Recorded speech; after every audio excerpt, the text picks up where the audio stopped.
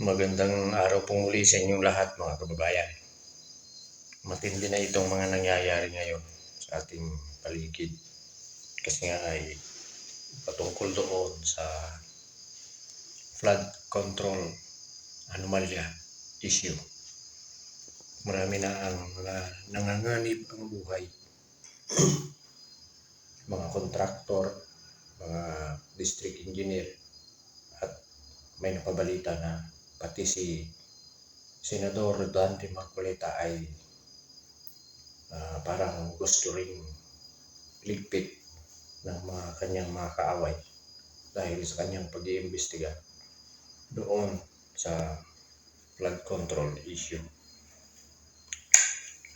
Ito nga, sa video ito, ipapakita ko po sa inyo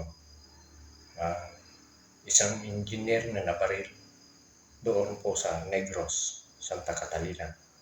Ito po ang gagawin natin ng reaction at itong video ito ay kinuha ko sa isang kapatid na vlogger kay kapatid na J-Lo Advincula.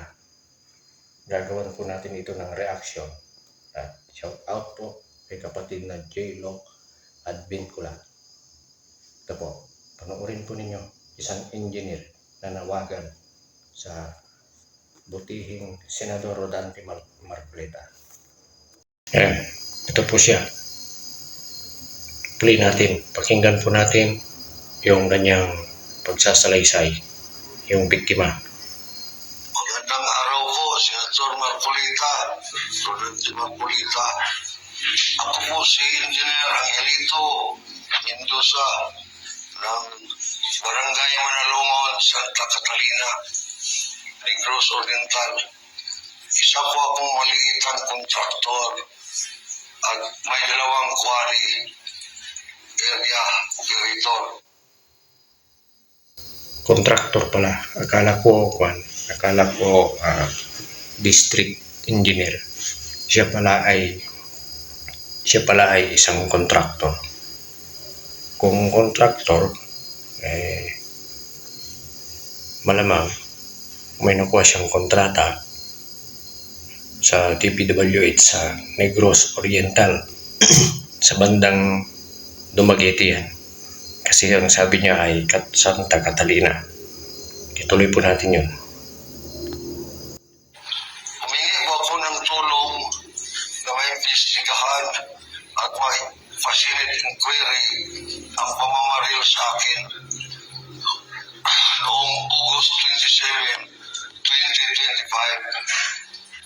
para mahuli po at magkaalaman ang talamak na korupsyon dito sa aming probinsya. Isa po akong witness sa kasong inisilampa ni Titi Torres sa aming gobernador na si Chaco Sagarbaria.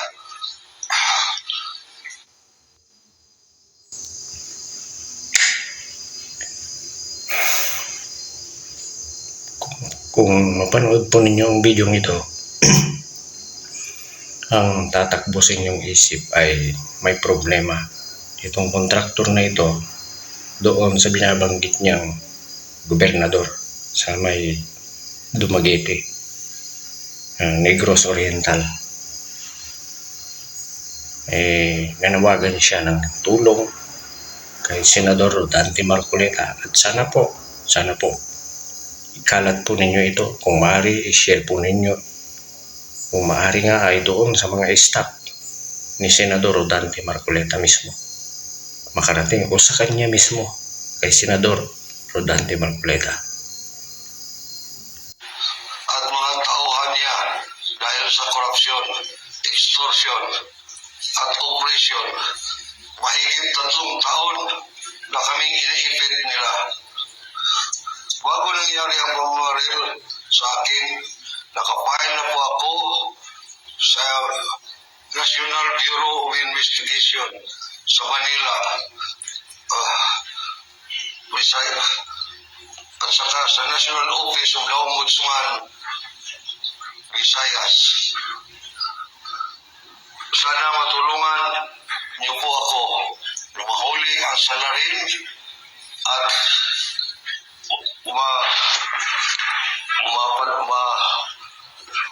bigyan niyo po ako ng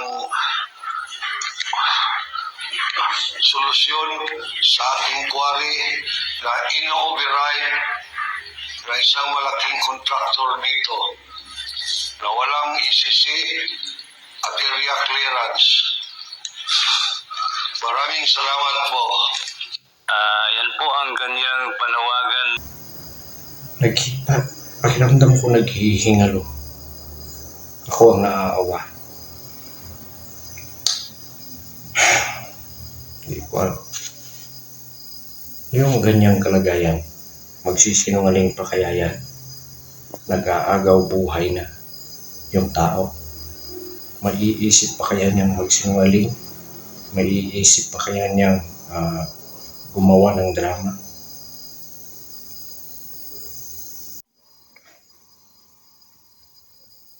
Ako ang naaawa sa taong yun. Kung maaari po ay ikalat po ninyo ang video ito para makarating kay Senador Rodante Marcoleta sa kanyang mga staff o kanino man sa kanyang pamilya kay Senador Rodante Marcoleta.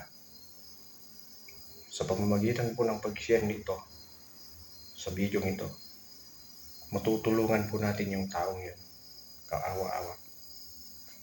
Maraming nanganganib ang buhay ngayon ng mga kontraktor. Sabi nga niya sa hearing nila noong Lunes, may mga sumulat sa kanya na mga kontraktor. Subalit natatakot. Anong dahilan? Pinagbabantaan ang kanilang buhay, pati ang kanilang mga pamilya. Ganyan na po kalala ang mga nangyayari ngayon sa ating paligid.